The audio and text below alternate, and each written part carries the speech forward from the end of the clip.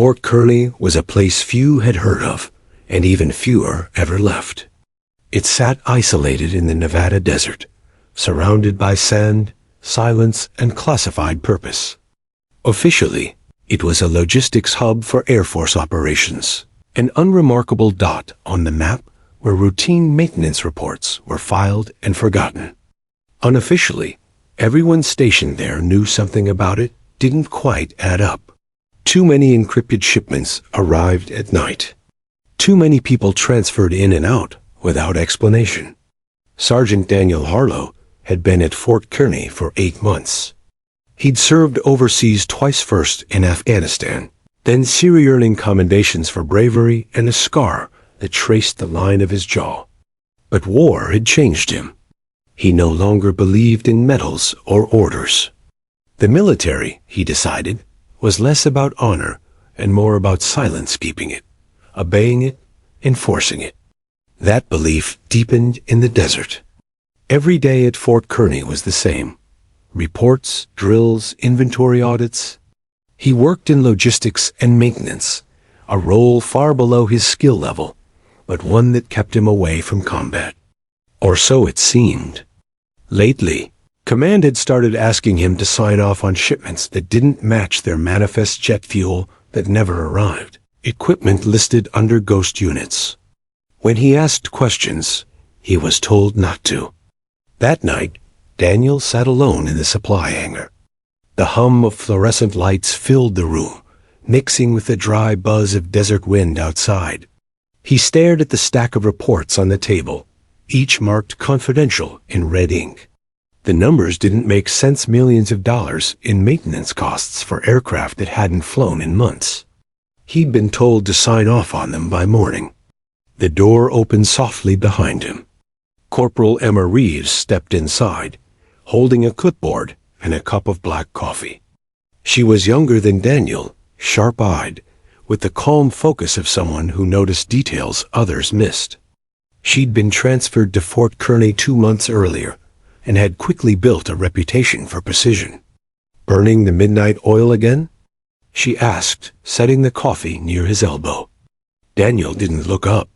"Someone has to keep the books straight. Or crooked," she said quietly. He finally glanced at her. "What's that supposed to mean?" Emma hesitated. "You've seen the same things I have: equipment that doesn't exist, invoices that don't match, shipments coming in under restricted codes. You're smarter than to pretend it's all normal." Daniel leaned back in his chair. "You don't understand how it works here. We follow orders. That's the job." "No," she said, her tone tightening. "That's the excuse." For a moment, neither spoke. The hum of the lights seemed louder, pressing down on them. Daniel turned away, staring at the reports again. "You're in over your head," he muttered. "And you're covering something you don't even understand," she replied. Her words hit harder than she intended. Daniel stood abruptly, his chair scraping against the concrete floor.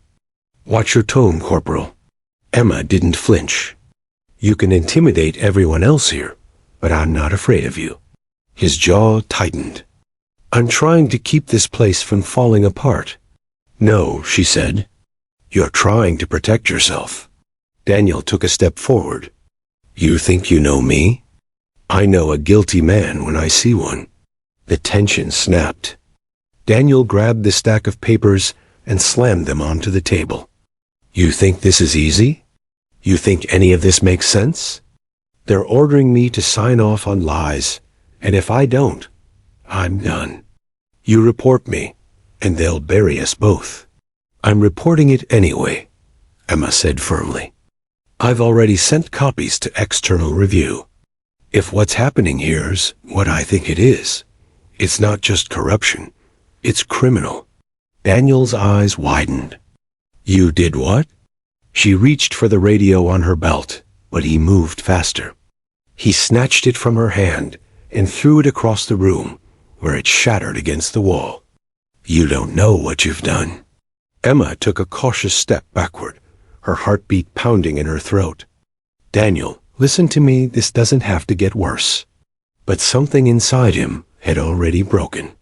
The months of silence, the guilt, the fear of losing everything, his career, his identity, crashed into a single reckless moment. He reached for the nearest object, a wrench lying on the workbench. "Daniel," she said again, her voice trembling now. "Don't." He swung. The sound of metal meeting flesh filled the hangar. The wrench struck the side of her head with a dull, sickening crack. Emma's knees buckled. She fell sideways, hitting the concrete hard. For a second, the world stopped moving. Daniel stood frozen, the wrench still in his hand, his breath coming in ragged bursts. The reality of what he'd done flooded in too fast to process, too heavy to undo. "Emma?" he whispered. "Oh, God." He dropped the wrench, the clatter echoing endlessly in the room. He rushed to her side, lifting her head carefully. Blood was already pooling beneath her hair, warm against his hands. She was breathing, shallow and weak. "Stay with me," he murmured. "Please." He tore a piece of his uniform sleeve and pressed it against the wound, shaking uncontrollably. She groaned softly, but didn't open her eyes. He could hear his heartbeat louder than the distant hum of the base generators. He needed help, but calling medics meant explaining everything. It meant confessing. And confession here didn't mean trial. It meant disappearance. He stumbled to the door and looked out into the empty corridor. The base was eerily quiet, most personnel asleep. Maybe he could move her, get her to the infirmary before anyone saw. Maybe he could fix this. He dragged her gently across the floor, his arms trembling from panic and guilt. Every few steps, he stopped to check her pulse. Still faint. Still there. He reached the corner of the storage bay and laid her behind a stack of supply crates. "I'll be back," he whispered, his voice breaking. He returned to the workbench, grabbing towels, wipes, anything to clean the blood. The floor still bore a dark stain, impossible to hide completely. His mind raced. How could he explain it? Maybe she'd fallen. Maybe an accident. He rehearsed lies while his hands shook too hard to wipe clean. Then he heard the metallic click of a door opening. 2 MPs stepped inside, their flashlights sweeping across the hangar. "Sergeant Harlow?" One called out. We heard shouting. "You all right?" Daniel turned slowly, forcing his voice steady. "Just dropped something." "All good." The beam of a flashlight moved across the floor, stopping on the blood smear he'd missed. "What's that?" Before he could respond, the second MP rounded the crates. "Sir?" the man shouted. "We've got someone down." Daniel's stomach turned to ice. Within seconds, they were beside Emma, checking her pulse. "She's alive," one said, then glared up at Daniel. "What happened here?" Daniel's lips moved, but no words came. His mind was blank. The wrench, the argument, her eyes before she fell it all, blurred into one unbearable image. I don't know," he stammered. The MPs exchanged looks. One radioed for medics. The other reached for his cuffs. "Sergeant Daniel Harlow, you're being detained for assaulting a fellow officer." As they locked his wrists behind him, Daniel's knees buckled.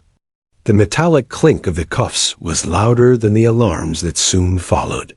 Within minutes, the base lit up with red emergency lights. Sirens wailed across the desert. Soldiers poured from their barracks, murmuring questions into the cold night. Word spread faster than command could contain it. Something terrible had happened in logistics. Inside the hangar, Daniel sat against the wall, cuffed and silent. Paramedics carried Emma out on a stretcher. He caught one last glimpse of her pale face as they disappeared through the doors. Outside, under the floodlights, the base commander's jeep screeched to a halt. Colonel Patterson stepped out, expression grim. "Secure the area," he ordered. "Nobody leaves this base." He looked at Daniel, blood-stained, trembling, and broken. "What did you do, Sergeant?" Daniel didn't answer. He couldn't. The colonel turned to his aide. "Inform Central Command. This goes straight to the Pentagon." As the night deepened over the desert, a chilling silence settled in the air. Fort Kearny, once forgotten by the outside world, was now under a shadow it could never escape. And somewhere beyond the horizon, 3 generals were already on their way. The first rays of dawn were just brushing the Nevada desert when Fort Kearny erupted into controlled chaos. Red emergency lights reflected off the corrugated metal walls, turning the entire base into a scene that looked more like a war zone than a logistics hub. Soldiers ran in tight formations, radios squawking static-filled messages. Somewhere in the distance, helicopters droned, circling the perimeter, their spotlights sweeping across sand dunes that stretched endlessly in every direction. Inside the hangar, Sergeant Daniel Harlow sat on a steel crate, wrists still cuffed behind him, head bowed in shame. His uniform, once pristine, was streaked with blood, Emma Reeves's blood, and dirt. He could still feel the wrench's weight in his hand, a terrible metallic sound that had cracked through the room, echoing like a gunshot in his ears. "Sergeant Harlow," a voice called. Lieutenant Reyes appeared, his face pale and tense. He carried a tablet and a leather folder stuffed with forms. "Do you understand the severity of what you've done?" Daniel swallowed hard. I didn't mean. Words failed him. Panic clawed at his chest like a wild animal. His mind raced in circles. Cover up, confess, flee, explain, but none of it made sense. Every choice seemed to trap him deeper. Reyes shook his head. "You assaulted a fellow officer. That's just the start. Central Command is on the line. The Pentagon has been alerted. And, Sergeant, there's more than just this incident." Daniel's stomach turned. "More?" "Yes," Reyes said, leaning closer, lowering his voice. Emma Reeves wasn't just any logistics officer. She was investigating. Something big. Something this base has been hiding for months. If what she's found leaks... He trailed off, but Daniel didn't need the rest. Across the hangar, medics were wheeling Emma on a stretcher toward the infirmary. Her hair was plastered with blood, her uniform ripped. Despite the serious injury, her eyes flickered open when she saw Daniel. A flash of recognition and something sharper anger or fear, Daniel wasn't sure, crossed her face. "Get her stable," Reyes ordered. "We'll talk later." "Daniel," he paused. "Stay here. You're under detainment." The officers disappeared, leaving Daniel slumped against the crate, the weight of everything pressing down on him. He kept glancing at the infirmary doors, praying silently that she would survive. Every second stretched into an eternity. The distant hum of generators and the steady clatter of boots on metal floors were the only sounds, breaking the oppressive silence of his thoughts. By mid-morning, the base had been transformed. All communications were cut off. Telephones, radios, and computers were either disabled or confiscated. Soldiers moved in organized patterns, following strict orders from the higher-ups. The whispers spread like wildfire. "They're shutting the base down. Did you hear? 3 generals are on the way. Central Command isn't taking any chances." The news hit Daniel like a thunderclap. 3 generals? Why? He had hit someone, yes, but he hadn't triggered a full military investigation. Or had he? The thought made his hands shake. Minutes later, 3 black SUVs rolled through the main gate, gravel spraying in their wake. From the vehicles emerged Generals Whitaker, Sloan, and Drayton, each carrying a presence so commanding it silenced nearby personnel. They didn't wave. They didn't acknowledge anyone. Their eyes scanned the base, sharp and calculating. The air felt heavier when they were near, as though the desert itself was holding its breath. Whitaker, the tallest of the 3, stepped forward first. His expression was unreadable. His eyes, cold and precise, landed on Daniel immediately. "Secure the perimeter," he said, voice low but authoritative. "Nobody enters or exits. Not a single soldier, civilian, or vehicle until we've assessed the situation." Behind him, Sloane and Drayton split off, heading toward the hangar where Daniel remained seated, still dazed. Soldiers and MPs parted automatically, giving way as if trained by instinct. The tension in the air was palpable. Everyone knew, without being told, that the generals were here to contain more than an assault. Whitaker entered the hangar quietly, surveying the scene. His gaze moved over the blood-stained floor, the scattered tools, and Daniel himself. He crouched slightly, speaking directly to the sergeant. "Sergeant Harlow, explain exactly what happened here, in your own words." Daniel's throat tightened. I argued with Corporal Reeves. She was going to report discrepancies in maintenance reports. I lost my temper. I hit her with a wrench. I didn't mean to. His voice cracked.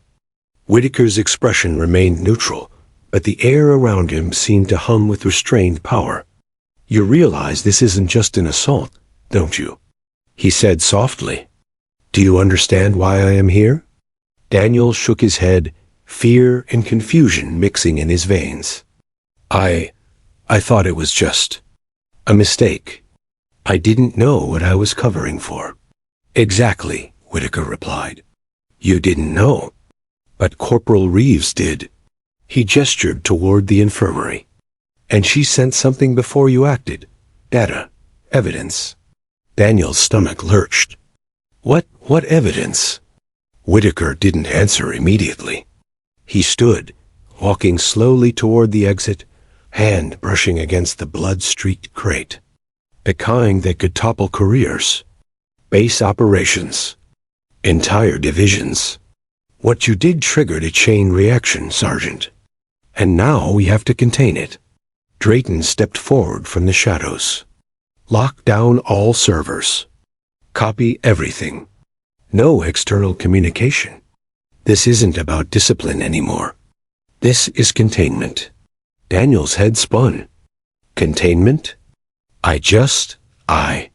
Sloane's voice cut through sharply. "You were a liability. We all are, in situations like this.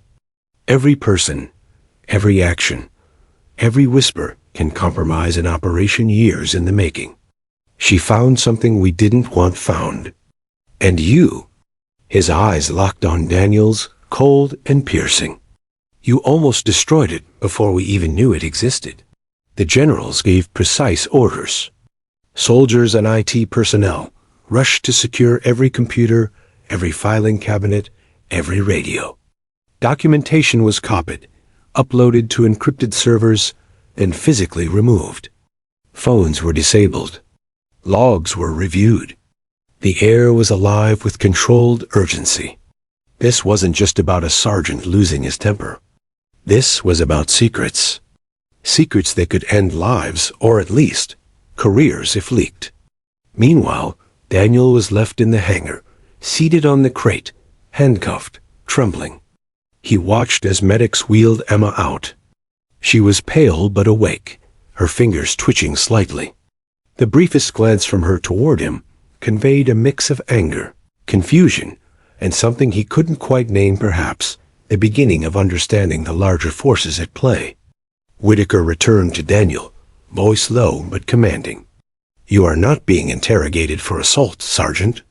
You are being observed. Every action you take, every word you speak, will be noted. Understand this, Fort Kearny will be shut down immediately. Operations suspended. Personnel confined. You right now are a witness to history, and a participant in it, whether you like it or not." Daniel nodded numbly. "I understand." Outside, the desert wind had picked up, swirling sand across the perimeter. Helicopters hovered, kicking up dust and debris. Soldiers moved with military precision, yet the atmosphere was surreal, almost unreal. The base that had been routine, mundane, almost forgotten, was now under a level of scrutiny that made it feel like the epicenter of some global event. By noon, the entire base was on lockdown. Every soldier and officer accounted for. Every shipment, every form, every log itemized and copied.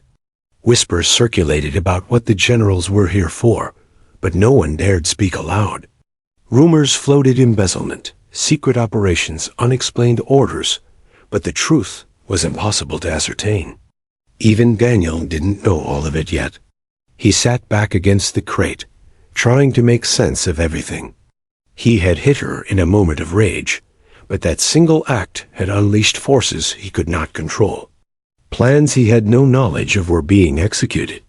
Generals, federal authorities, even Pentagon oversight. He realized how small he was in comparison. And Emma was at the center of it, alive but armed with information he didn't understand. Whitaker returned once more, standing over Daniel. "Sergeant Harlow, by the time this is over, Fort Kearny will cease to exist as you know it. You, Corporal Reeves, and every soul here will be scrutinized. Some of you will be exonerated. Some will not. The choice of what happens next lies beyond your control. Do you understand me?" Daniel swallowed hard. "Yes, sir." "Good," Whitaker said, stepping back. "Now we begin containment." And so, beneath the desert sun, Fort Kearny shifted from a routine military base to a place of high-stakes secrecy, suspicion, and fear. What had started as an argument between a sergeant and a corporal had grown into an operation of immense consequence, with consequences far beyond anything Daniel or anyone else could have imagined. The events of this single night would ripple outward, touching lives, careers, and reputations across the military. And Daniel sat on that crate, handcuffed and trembling, realizing that nothing would ever be the same. Not the base, not Emma, not him. By mid-afternoon, Fort Kearny had been transformed into a fortress of secrecy. The once quiet desert base hummed with tense activity, though no ordinary mission was in progress. Soldiers moved in formation, their boots echoing against steel floors, carrying documents, laptops, and servers. Medics wheeled stretchers in and out of the infirmary, their faces tight with focus. And at the center of it all, Daniel Harlow remained seated on the same steel crate, hands cuffed, eyes wide, heart hammering. The generals had split their attention. Whitaker and Drayton oversaw the containment operation, while Sloan worked closely with the IT and communications personnel, securing every trace of activity across the base. Every computer was copied, every file encrypted, and then physically removed. Phones, radios, and even access cards were deactivated. There would be no leaks, at least not today. Lieutenant Reyes returned to the hangar with a tablet in hand. "Sir, the preliminary reports are in," he said, glancing nervously at Daniel. "It's extensive. Corporal Reeves' investigation uncovered anomalies in supply requisitions, maintenance logs, and financial transactions. We're talking millions of dollars diverted through shell companies linked to untraceable accounts." Daniel swallowed hard, realizing the magnitude of what he had stumbled into. "So, it wasn't just me," he whispered. "No," Reyes said, voice tight. "It's systemic." At that moment, a door opened at the far end of the hangar. Corporal Emma Reeves was escorted in, still pale and bandaged, supported by two medics. Her eyes scanned the room, landing on Daniel. He flinched, expecting a glare full of hatred. Instead, she gave him a brief nod and acknowledgement, not of forgiveness, but of shared awareness. Whitaker stepped forward. "Corporal Reeves, you are our primary witness. You have information that cannot leave this base without authorization. Do you understand?" Emma's voice was steady, despite the bandages and exhaustion. "Yes, sir." Everything I've discovered is on encrypted drives. Some of it has already been transmitted securely to Pentagon servers. Whitaker's expression remained unreadable. Good. You did the right thing. Sergeant Harlow, your actions tonight have complicated matters significantly. But you will cooperate. That is not optional. Daniel's stomach churned. Cooperate with what? With this? This, Whitaker replied, gesturing broadly, is a full-scale internal investigation.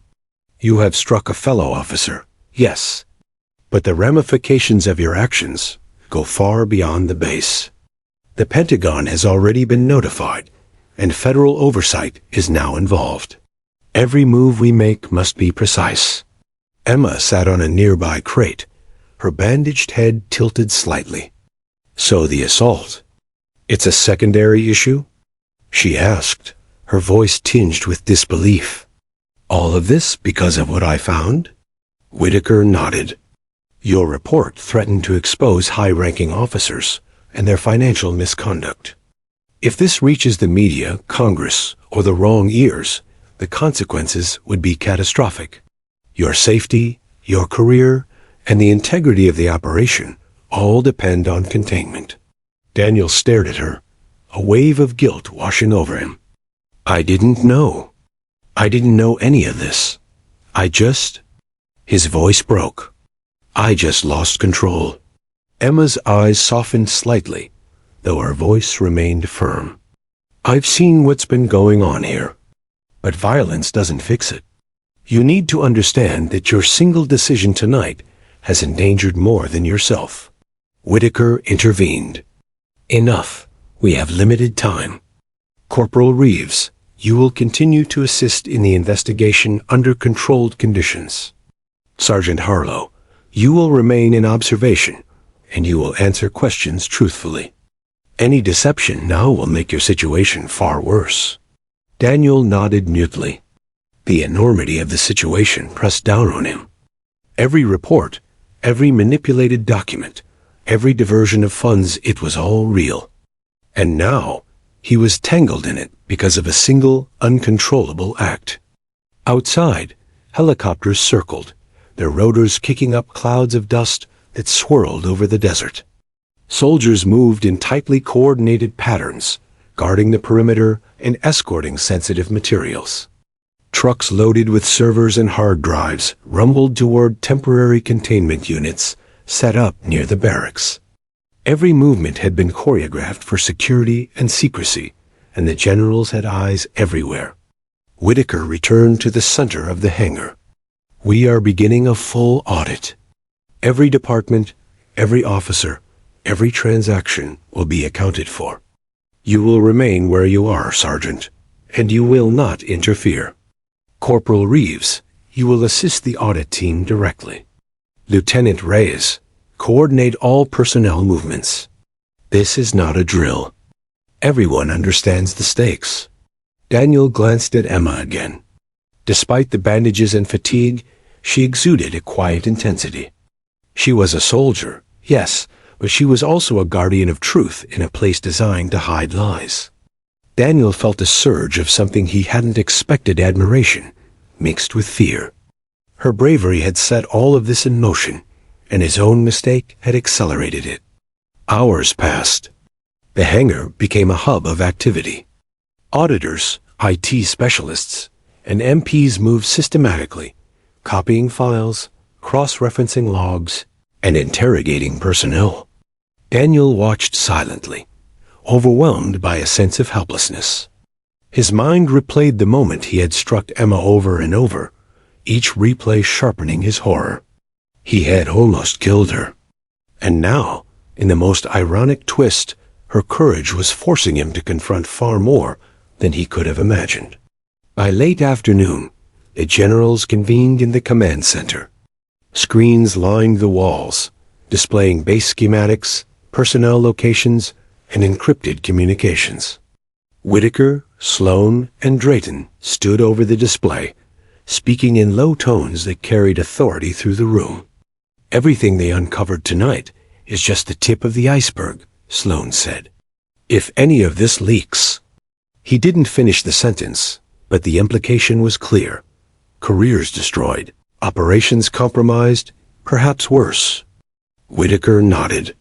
Containment is our only option. Fort Kearny cannot continue in its current state. We must shut it down. Temporarily, if necessary, but all traces of the irregularities must be secured first. Drayton glanced at the base layout. Personnel, equipment, files all will be transferred to secure locations. We'll isolate each department, lock down access, and audit every transaction in parallel. The sergeant's assault may have accelerated this process, but the outcome would have been the same eventually. This base is compromised. Meanwhile, Daniel was escorted to the command center, still cuffed. Whitaker regarded him silently for a moment. Sergeant Harlow, your cooperation is critical. You have witnessed events that no one else has. Everything you say will be documented. You will answer all questions truthfully. Any attempt at deceit, obstruction, or delay will be considered an additional offense. Daniel swallowed hard. Yes, sir. He realized then the full extent of what had occurred. One act of violence, one moment of lost control, had brought the attention of the highest-ranking officers and exposed secrets he had barely understood. The base, once routine, was now the epicenter of a military investigation with consequences far beyond Fort Kearny. Emma, seated nearby, met his gaze. He saw in her eyes a mixture of resolve and frustration. She had endured the assault, yet she remained focused, methodical, and unbroken. Daniel felt a wave of shame and guilt. This wasn't just about him or his anger. It was about accountability, courage, and the hidden forces that kept the base functioning in the shadows. As evening fell over the desert, the activity did not stop. Lights blazed across the base, casting long shadows that made the steel structures look ominous. Helicopters continued to circle, and convoys of vehicles transported sensitive equipment. Generals and senior officers coordinated every movement, their presence both commanding and ominous. In a quiet corner, Daniel sat alone for a moment, reflecting on the night's events. He had intended only to protect himself, to lash out in a moment of frustration. Instead, he had triggered an operation that would uncover years of corruption, jeopardize his own life, and put Emma at the center of a military investigation with national implications. Whitaker approached, his steps deliberate. Sergeant, this is just the beginning. What you have seen tonight will define your future. Cooperate fully, and perhaps there is a path forward. Resist, and you will find it shortened significantly. Understand this. Fort Kearny is no longer merely a base. It is a crucible, and you are in it. Daniel nodded mutely, unable to form words. Outside, the desert wind howled against the steel structures, carrying sand and tension alike. Fort Kearny, once a quiet logistical hub, had transformed into a stage for a story that would ripple through military channels, government offices, and perhaps even the public someday. And at the center of it all, Daniel Harlow, guilty, frightened, and yet still breathing, realized he had no choice but to face the consequences of both his violence and the truths that Emma Reeves had exposed. And in that moment, the first dominoes of a base-wide shutdown began to fall, marking the start of a cascade that would change Fort Kearny forever. The desert sun was low over the horizon, casting long, jagged shadows across Fort Kearny. The base, once a routine logistics hub, now resembled a high-security compound under siege. Every soldier, officer, and civilian personnel was accounted for.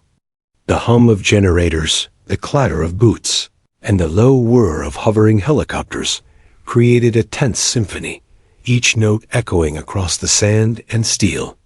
Inside the command center, the three generals Whitaker, Sloan, and Drayton had convened with Colonel Patterson and other senior officers.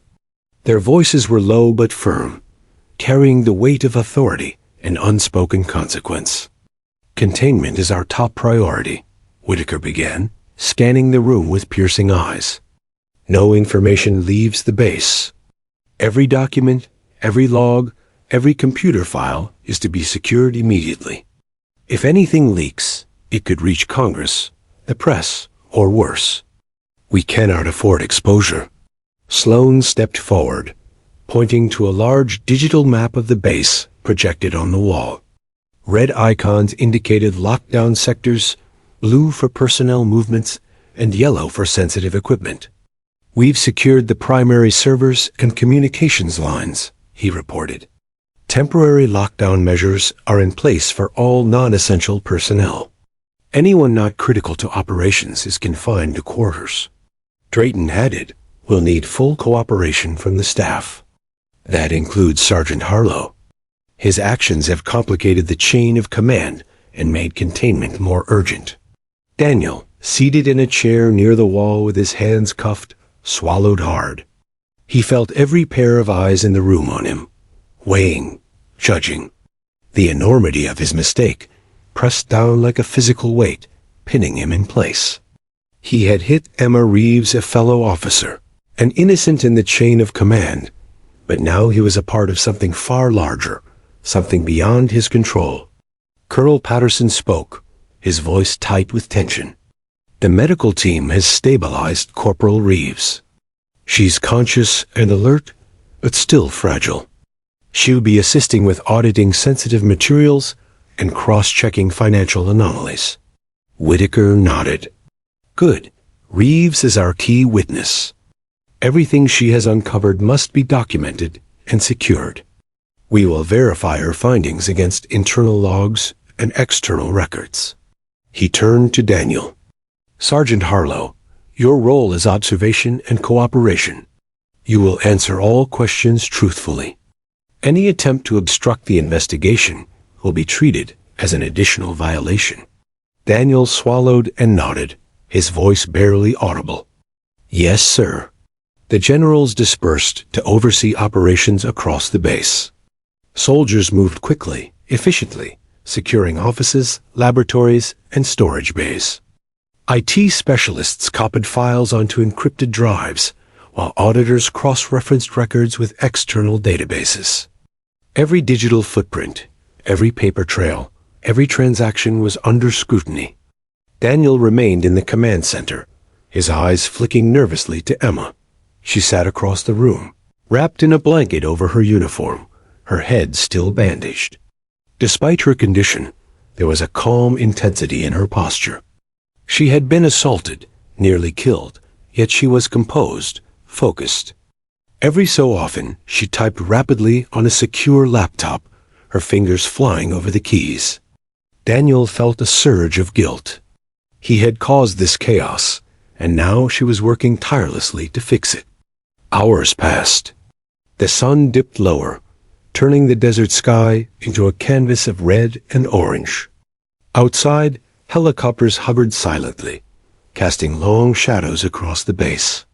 Convoys of trucks and armored vehicles moved in and out, transporting sensitive materials to secure locations. The tension was almost unbearable. Every sound, the clink of metal doors, the hum of machinery, the shuffle of boots reminded everyone of the precarious situation. Whitaker returned to the command center mid-afternoon, his presence instantly commanding attention. "We've completed preliminary audits of the communications and server systems," he reported to the assembled officers. "There are discrepancies in the maintenance logs and financial reports dating back 2 years.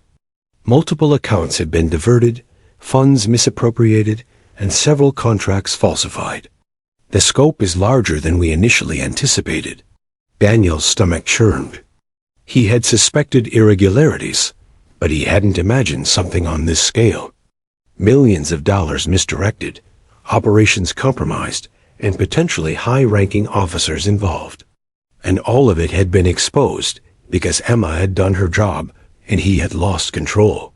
Sloan stepped forward with a tablet in hand. "We've identified the primary personnel involved in these transactions.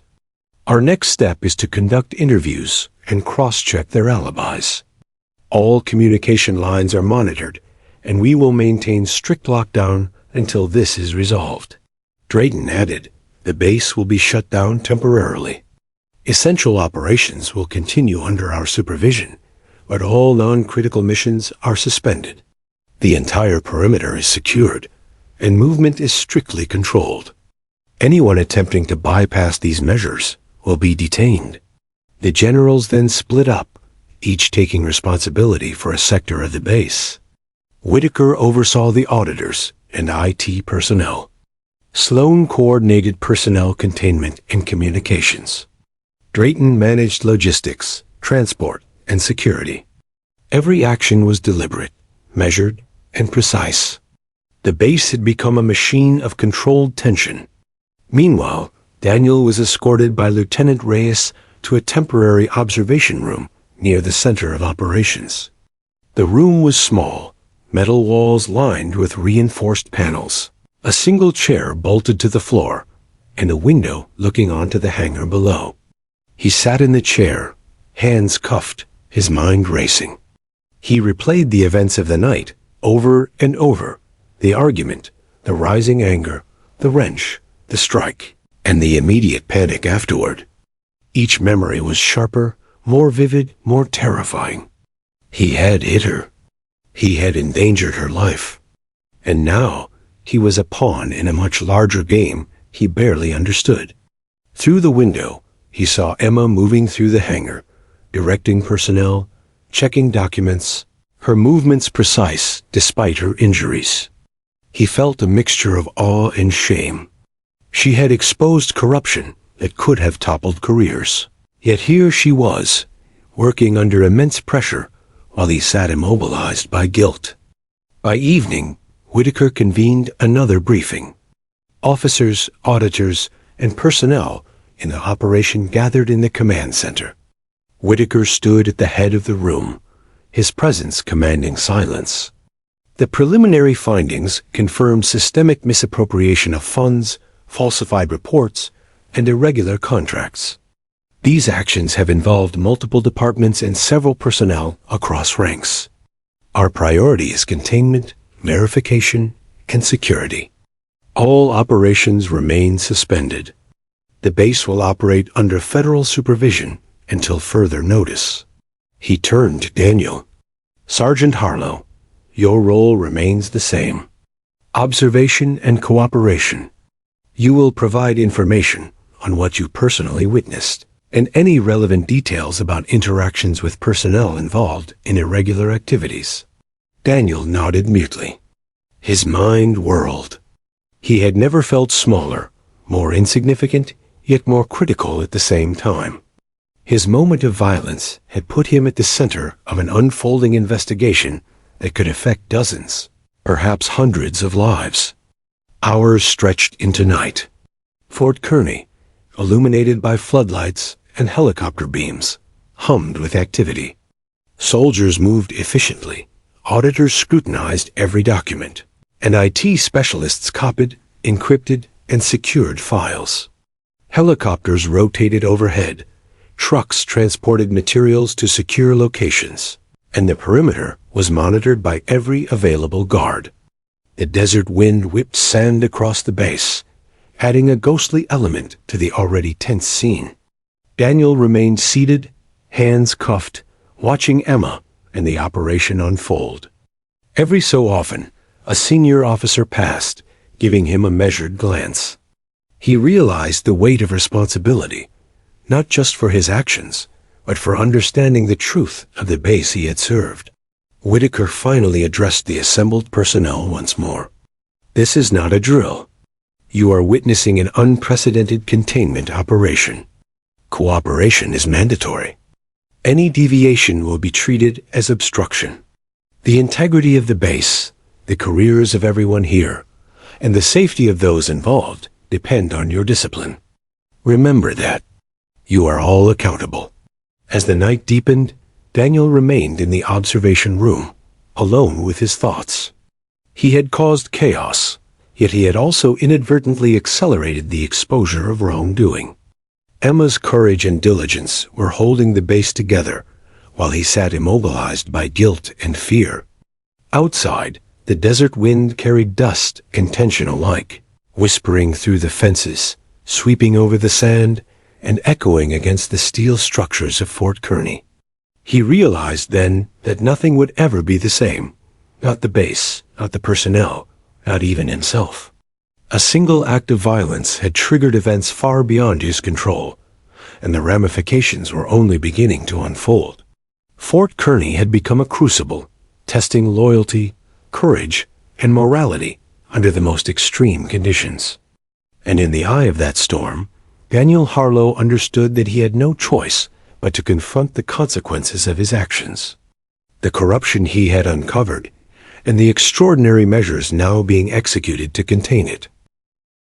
The night at Fort Kearny was alive with tension.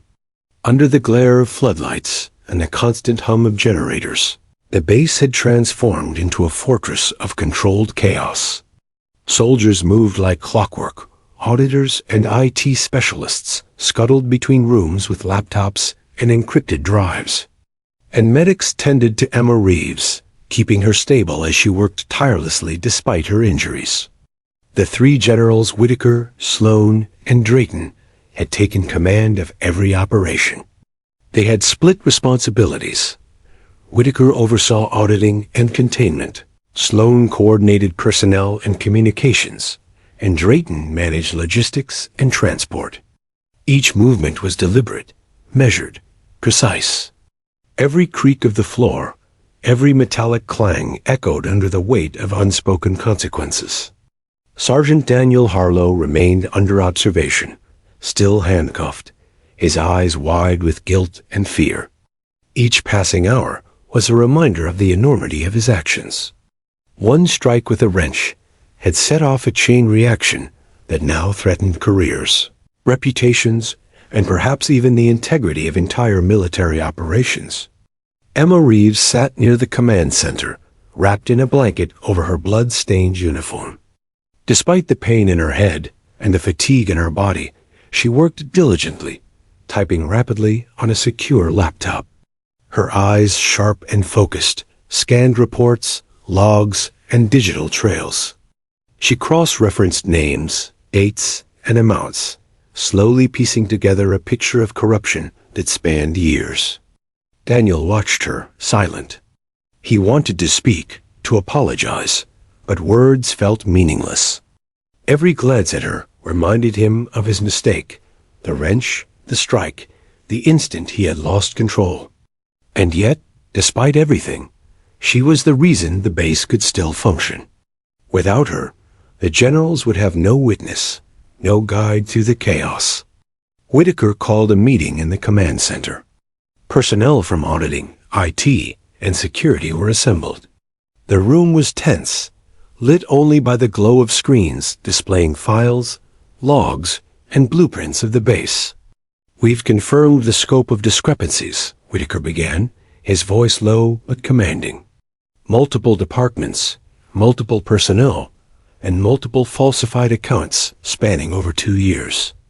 The severity is unprecedented." Sloan pointed to the map on the wall, highlighting areas where suspicious activity had been detected. The data shows irregular transfers, misappropriated funds, and equipment misallocations. Some accounts linked directly to high-ranking officers, including personnel previously considered untouchable. Our next step is verification cross-checking internal records with external audits. Drayton added, "Security remains top priority. Any personnel caught attempting to remove, hide, or alter information will be detained. This operation is containment first, investigation second. Everyone must follow protocol to the letter."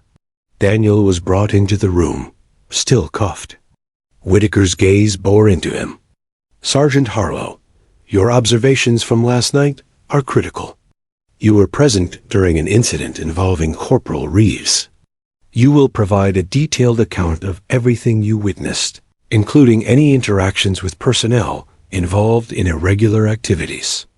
Your cooperation is not optional." Daniel swallowed hard. "Yes, sir," he said, his voice shaking. He began recounting every detail he could remember: the argument with Emma, the request to falsify reports, the fight, the strike with the wrench, and the immediate panic afterward. Whitaker and Sloane listened silently, occasionally taking notes. Emma, seated nearby, monitored the data feeds, occasionally typing commands into her laptop to cross-reference the transactions Daniel mentioned. She corrected him when he misremembered dates or personnel names, but always gently, her professionalism overriding any personal resentment. Daniel realized she was not just thorough, she was relentless, a force of nature in pursuit of the truth. Hours passed as the generals coordinated teams across the base. Servers were copied, encrypted drives transported, and sensitive files cataloged. Every office, storage bay, and communications hub was inspected. Personnel were interviewed, sometimes multiple times, to ensure accuracy and consistency in their statements. Every step of the operation was documented meticulously. During a short break, Daniel sat alone in a corner, staring at the floor. He could hear the hum of activity around him, the low buzz of voices, the tap of keyboards, the distant clatter of boots. Every sound reminded him of the consequences of his actions. He had nearly killed a colleague, jeopardized himself, and inadvertently triggered a full-scale investigation into high-ranking officials. Emma approached him briefly, her steps measured. "Sergeant Harlow," she said, voice calm but firm, "we need you to focus. Your memory is important. Anything you recall about personnel or shipments could help the investigation. And right now, honesty is the only thing that will help you." Daniel nodded mutely. I understand. His voice faltered. I never imagined any of this. Emma's gaze softened for the briefest moment, then returned to her laptop. None of us did, she replied. But now it's happening. We can either help fix it or make it worse. Outside, the desert wind whipped sand across the base, casting ghostly patterns through the floodlights. The perimeter was secured with armed guards and surveillance, every movement monitored. Helicopters hovered continuously, their spotlights slicing through the darkness, a constant reminder that nothing and no one was escaping unnoticed. By late evening, preliminary findings began to coalesce. The scale of misappropriation was staggering. Millions of dollars, falsified reports, ghost equipment, and shell accounts. Some transactions even implicated officers with years of unblemished service records. Whitaker, Sloane, and Drayton reviewed the data in the command center, each calculation and log examined with surgical precision. This is bigger than we thought, Sloane muttered. Some of these transactions date back years, possibly decades. The network is extensive and tightly controlled. Whoever orchestrated this knew how to manipulate the system without raising suspicion. Whitaker's expression was unreadable, but his eyes reflected the gravity of the situation. Containment first, he said. Full shutdown of operations. Then verification and correction. Personnel involved will be detained, questioned, or reassigned. And Sergeant Harlow, you will remain under observation until further notice. Daniel's head swiveled to Emma. She had not paused for a single moment, working tirelessly despite her injuries. Her focus was absolute, unyielding. Daniel realized that while he had caused the crisis, she was now the stabilizing force that could resolve it. Throughout the night, the base operated with a precision Daniel had never witnessed. Soldiers followed orders without question. Auditors moved efficiently between offices. IT specialists secured digital evidence, and medics monitored Emma's recovery while she assisted with the investigation. Every action was deliberate, every step measured, as if the entire base had become a single organism responding to a threat. As midnight approached, Whitaker gathered the senior officers for another briefing. The command center was tense, the glow of screens casting sharp shadows across weary faces. Preliminary verification confirms Emma Reeves' findings, he announced. Multiple officers and departments are implicated. Funds diverted, contracts falsified, and equipment misallocated. Immediate containment is in effect. The base will remain operational only under federal oversight. He paused, letting the weight of his words settle over the room. Further investigation will continue, and all personnel must cooperate fully. No exceptions. Any attempt to interfere, hide, or manipulate information will be treated as obstruction. Daniel listened in stunned silence. One moment, he had been a sergeant frustrated with paperwork. The next, he was a participant in a crisis of monumental scale. His actions had accelerated the exposure of corruption and made him both culpable and essential to the ongoing investigation. Emma, still focused, looked at him briefly. "We'll get through this," she said softly. "But you need to be honest and accountable. No shortcuts, no excuses." Daniel nodded, swallowing hard. He realized that his survival and any chance of redemption depended not just on obedience, but on cooperation, truthfulness, and acknowledgement of the chaos he had set in motion. Outside, the desert night stretched endlessly. The wind whispered through the fences and steel structures, carrying a sense of unease. Fort Kearny, once a routine military base, had become a crucible of accountability, courage, and secrecy. In the command center, Whitaker, Sloan, and Drayton coordinated teams with military precision. Daniel Harlow sat quietly, absorbing the enormity of the situation. He had caused the chaos, but he also had the opportunity through honesty, cooperation, and courage to witness its resolution and perhaps prevent further harm.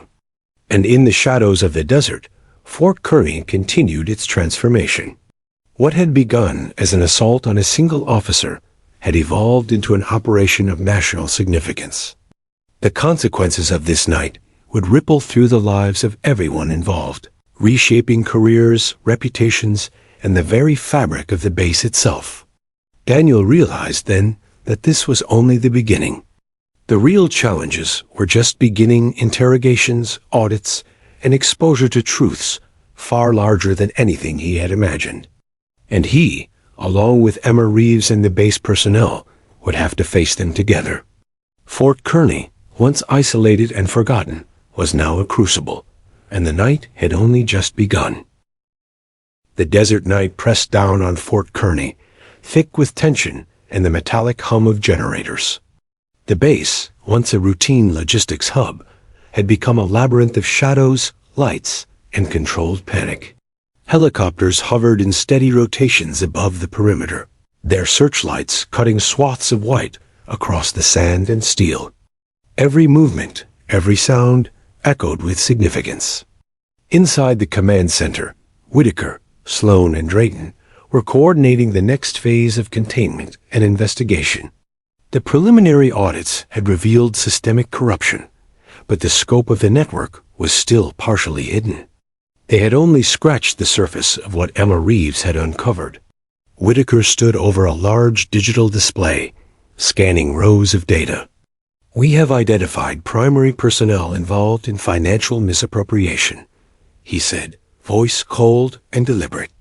"Now we move to verification and questioning. Every department, every log, every officer connected to these discrepancies will be interrogated. No one is exempt." Sloan added, "We've secured all communications, transferred sensitive data to encrypted drives, and isolated critical servers. Any attempt to access unauthorized information will be flagged immediately. Our perimeter is secure, and surveillance is continuous." Drayton, leaning against a steel beam, interjected, "Logistics have been divided. Convoys of sensitive materials are being transported to temporary containment units off-site. Equipment and files are under armed guard.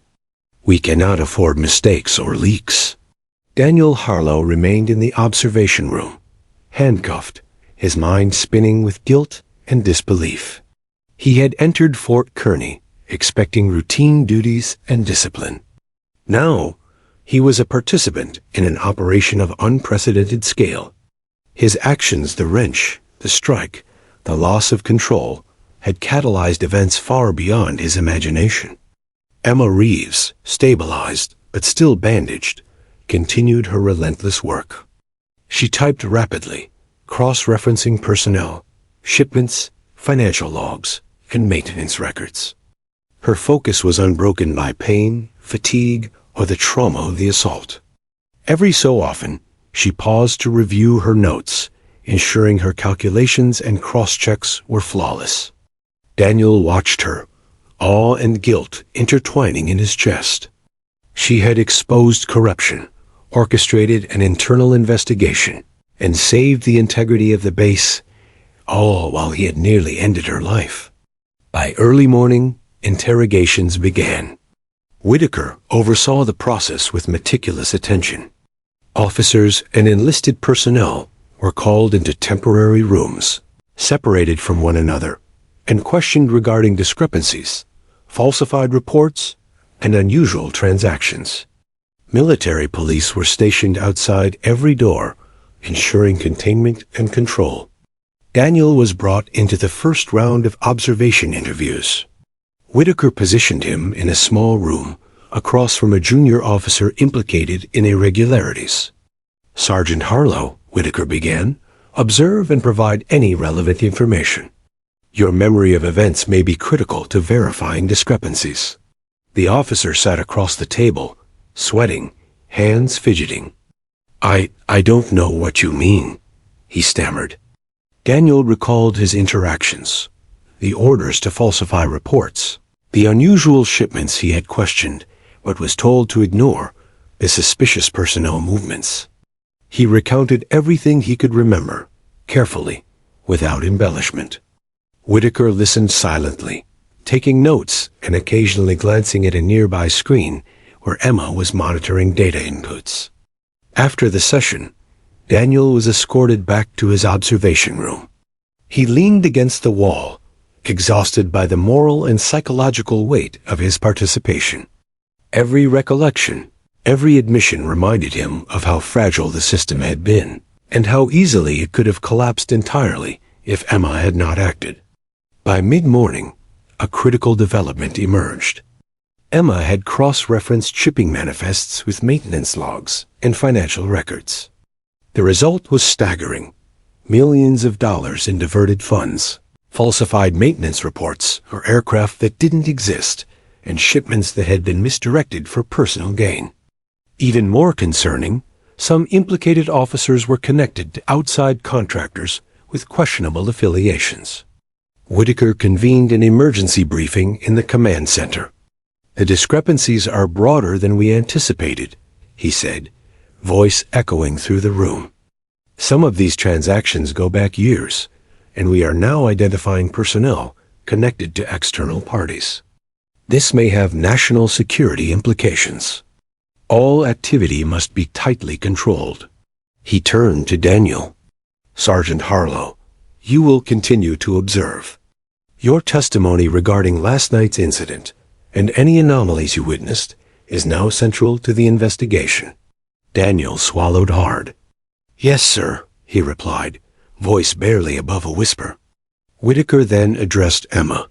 "Corporal Reeves, you will oversee cross-referencing financial, personnel, and logistics data. Any anomalies, however small, must be documented. Your integrity is critical to verifying the findings. You understand?" Emma nodded, her eyes focused and unwavering. "Yes, sir. I'll ensure nothing is missed." The interrogation process intensified throughout the day.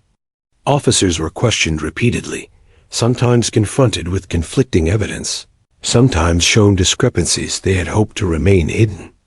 Each session was precise, structured, and exhausting. Daniel observed from the sidelines, providing clarifications and recounting events as needed.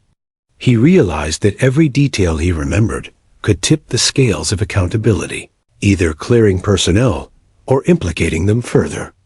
Meanwhile, outside the command center, the base continued to operate under lockdown. Helicopters rotated overhead, convoys transported sensitive materials to temporary storage units, and armed guards monitored every perimeter checkpoint. The desert wind carried sand in ghostly swirls across the floodlit compound. Fort Kearny had transformed into a crucible, testing loyalty, courage, and morality under extreme conditions.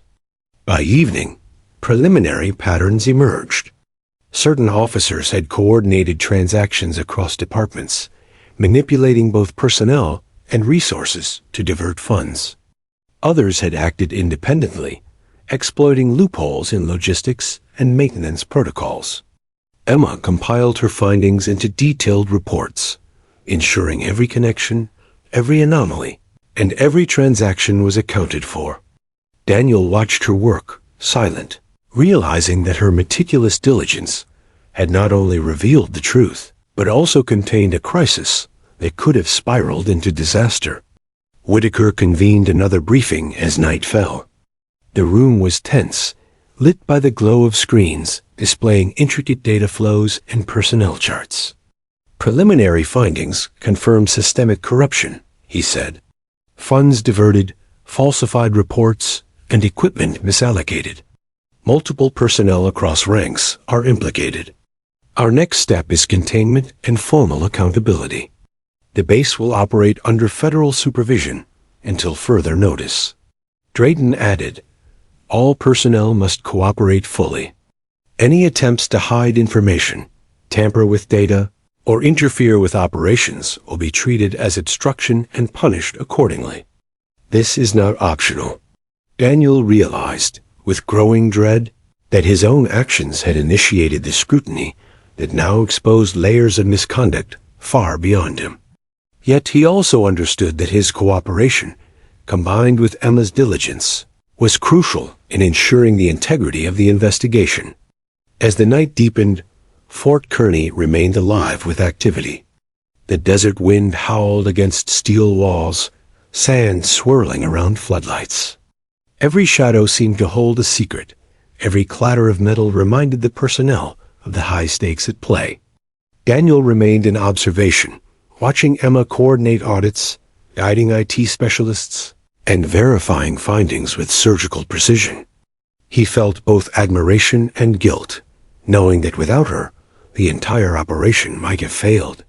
Whitaker approached him late at night, his footsteps deliberate and quiet.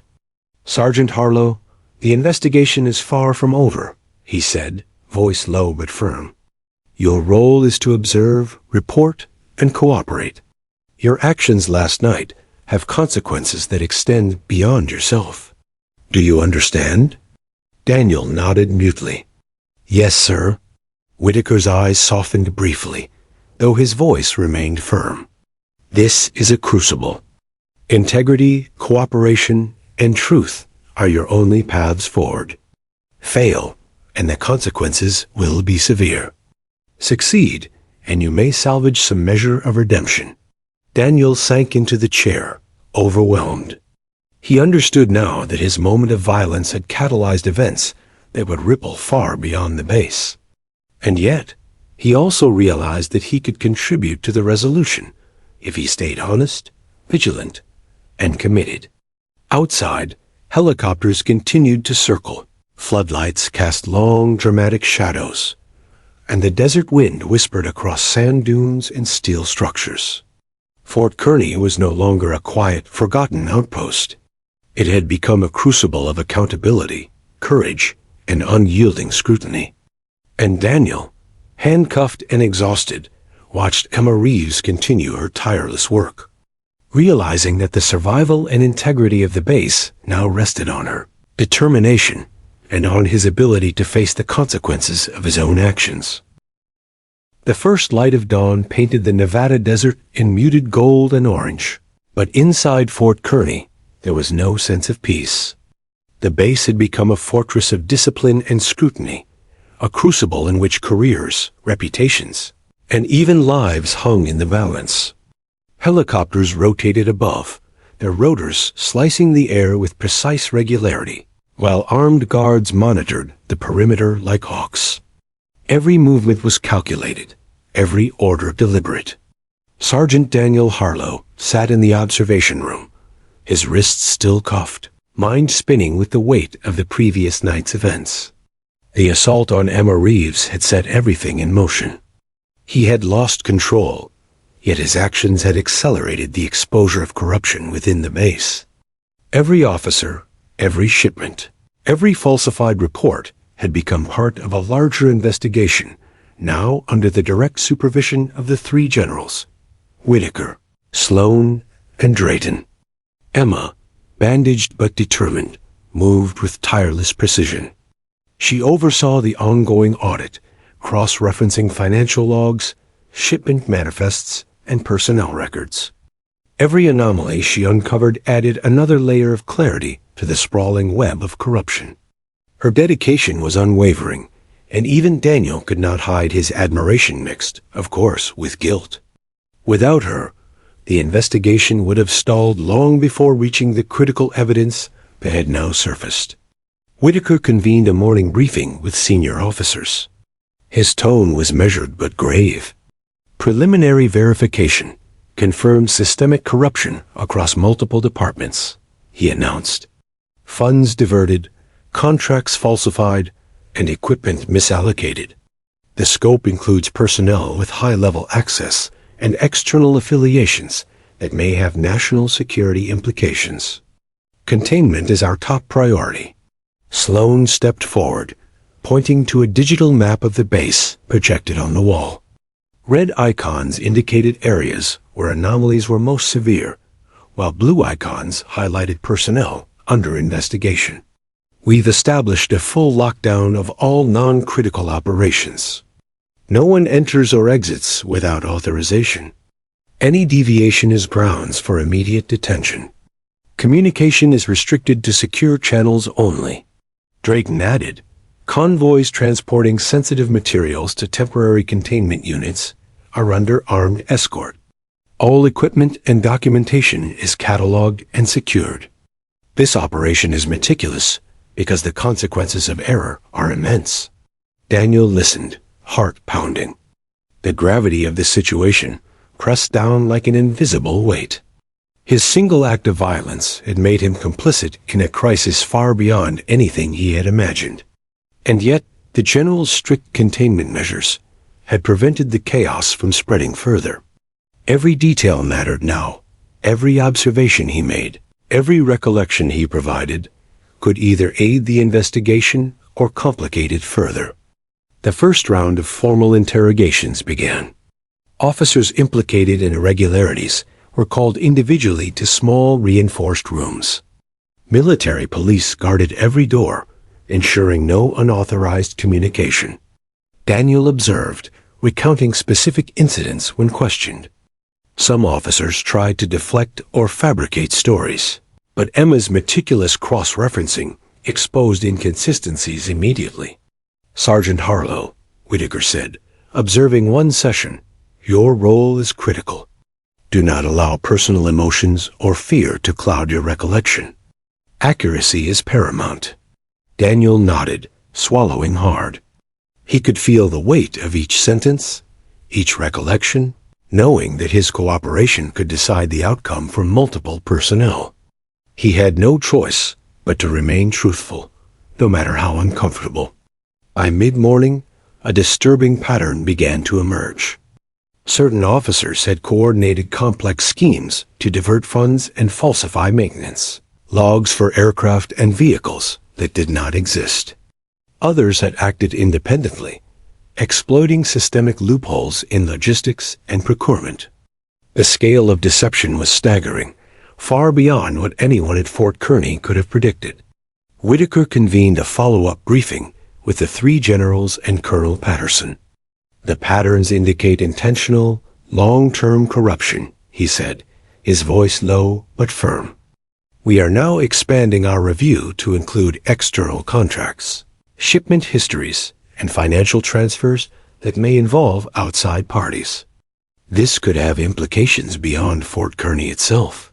Sloan added, we have also identified communications that suggest collusion among certain personnel to suppress whistleblowers?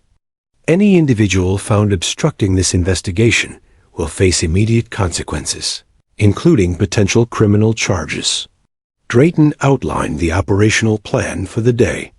Containment remains our priority. All personnel involved in transactions, logistics, or suspicious communications are to be confined to quarters when not under questioning. All evidence is catalogued and transported under armed supervision. No unauthorized movement is permitted. Daniel's mind spun as he processed the scale of what had unfolded. The base had become a living organism of scrutiny, with every action monitored and every step documented. The realization was terrifying. His single lapse had exposed years of misconduct, and now the integrity of the investigation depended on his honesty and cooperation. Emma, ever vigilant, continued her work. She corrected discrepancies, flagged anomalies, and instructed IT specialists on cross-referencing encrypted communications. Even with bandages over her head and lingering dizziness, her efficiency was relentless. Daniel noticed the way soldiers deferred to her guidance despite her lower rank. Her authority came from competence, courage, and an unshakable commitment to truth. By late morning, a critical breakthrough occurred. Emma had traced a series of financial anomalies to an officer previously considered untouchable, a man whose reputation had shielded him from scrutiny. His name appeared on multiple falsified reports, and his approval was central to several illicit transactions. Whitaker immediately ordered his detention pending interrogation. The officer was brought to a secure room under strict guard. Daniel observed from the hallway, recalling all interactions he had witnessed between this officer and Emma. The interrogation was precise and unrelenting. Evidence was presented in real time. Anomalies were laid bare, and the officer's denials slowly crumbled under scrutiny. By the time the session ended, the chain of misconduct was clearer, and additional personnel were implicated. Whitaker, reviewing the results, addressed the team. This confirms the depth of the network. Every transaction, every falsified record, every manipulated shipment is being verified. Fort Kearny is now under federal oversight. All operations are suspended until the investigation concludes. The weight of accountability pressed down on everyone. Daniel, observing quietly, felt both relief and dread. Relief that the truth was emerging. Dread that his own actions had made him part of a larger chain reaction. He had acted recklessly, yet he was now critical to ensuring the integrity of the operation. By afternoon, Fort Kearny had transformed even further. Barracks, offices, and hangars operated under constant supervision. Officers and enlisted personnel were confined to specific areas, escorted to interviews, or tasked with data verification under watchful eyes.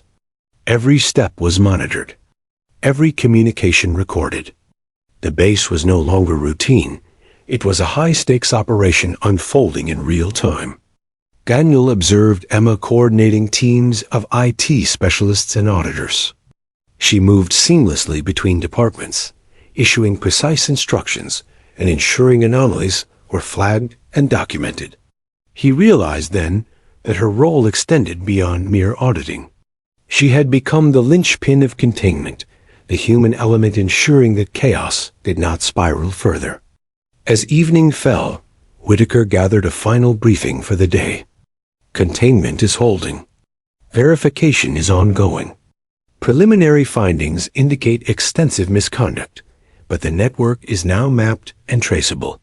Further action will involve federal authorities, including legal review, criminal charges, and potential reassignment of personnel. He turned to Daniel. Sergeant Harlow, your cooperation remains essential. Your observations, your recollections, and your honesty are critical. Understand that the consequences of any deviation fall on you as well. Daniel swallowed hard. Yes, sir. I understand. Whitaker's gaze shifted to Emma. Corporal Reeves, your diligence has been extraordinary. You have stabilized this investigation, guided personnel, and verified evidence under extreme circumstances. Your efforts ensure the integrity of Fort Kearny and may prevent further consequences at the federal level. Emma nodded, exhaustion evident but determination unwavering. I'll continue, sir. We need to see this through. As night fell, Fort Kearny remained alive with controlled chaos.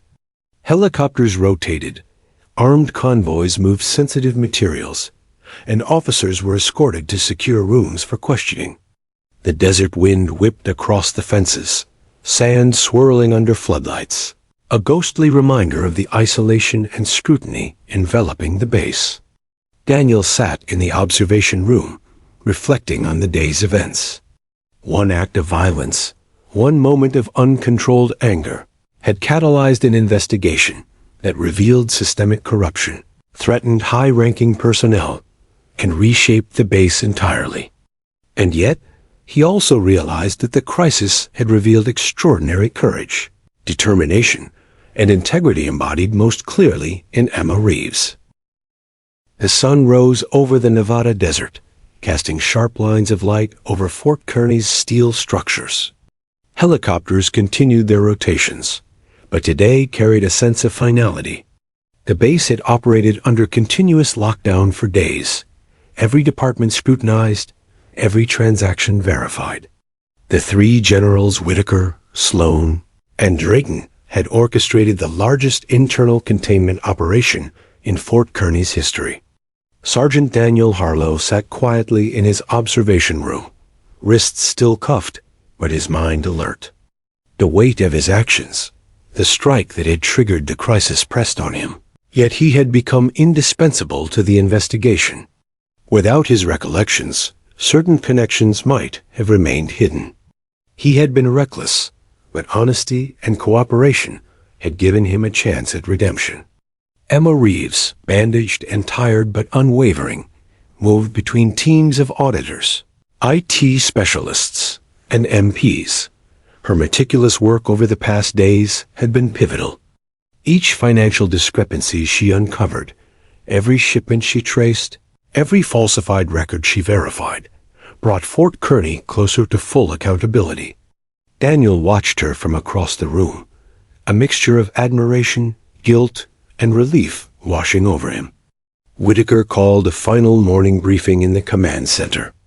The room was tense, lit by the glow of monitors displaying verified data, secured files, and personnel charts. Preliminary verification and containment operations are complete, Whitaker began, voice precise and firm. The scope of misconduct has been fully documented. Personnel implicated in systemic corruption have been detained, and necessary federal actions are underway. The base will now enter temporary shutdown to ensure integrity and full auditability. Sloan added, pointing to the digital map on the wall, all sensitive equipment and materials have been transported to secure containment units. All communication lines are isolated and monitored. Any unauthorized access attempts have been logged and will be investigated. The base perimeter is fully secured. Drayton interjected, personnel involved in irregularities are either confined for investigation or under federal custody. The operational shutdown will last until federal authorities complete their review. Non-essential personnel will be released under strict orders and supervision. Daniel swallowed hard. The words felt heavy, yet somehow relieving. After days of chaos, uncertainty, and fear, a sense of closure was beginning to emerge. His cooperation had helped reveal the truth, and the base's integrity, painstakingly restored, would now be formally audited. Emma, seated across from him, glanced briefly. "We're almost there," she said, voice soft but determined. "Just a few more steps, and this nightmare will be over." Daniel nodded, feeling the tension in his chest slowly loosen, though guilt lingered. I understand," he said. "I know I caused this, but I hope what I'm doing now counts for something."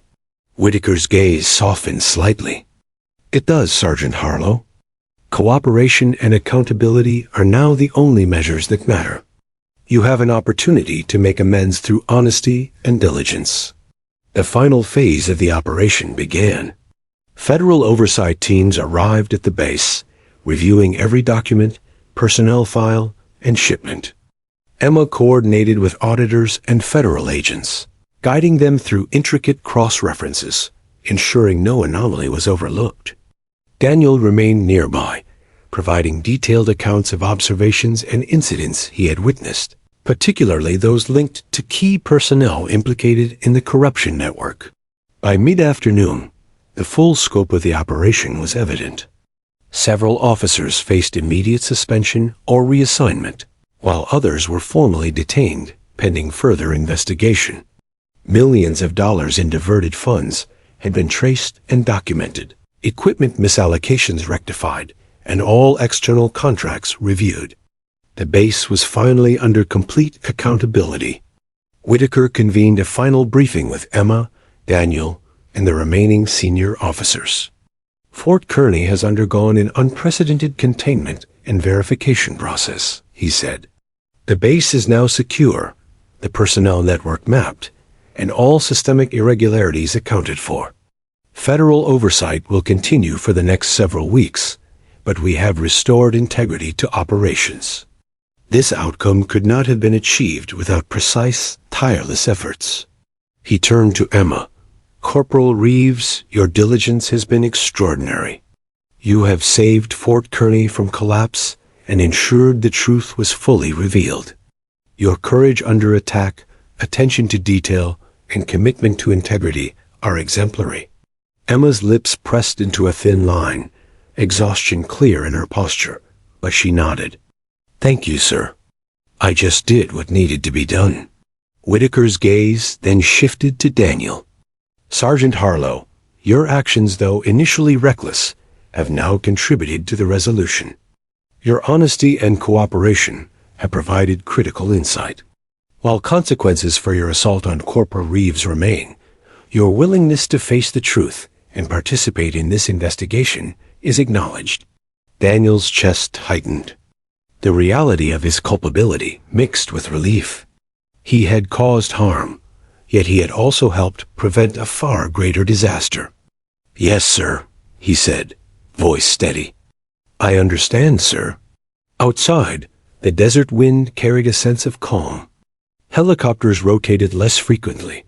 Armed convoys moved with deliberate finality, and the perimeter remained secure. Fort Kearny, once a hub of hidden corruption and uncontrolled chaos, now stood as a testament to accountability, courage, and meticulous oversight.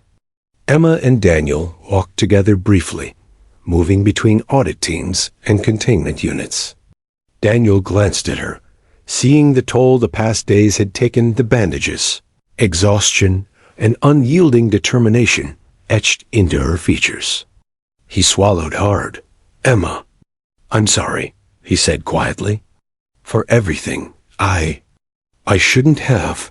She held up a hand, cutting him off. Sergeant Harlow, what happened. It's over. What matters now is that we've seen the truth, and Fort Kearny is safe. That's the important part. The rest is consequence. Daniel nodded, though the weight of guilt still pressed heavily. He realized she was right. Apologies were meaningless without accountability, and cooperation now meant more than regret.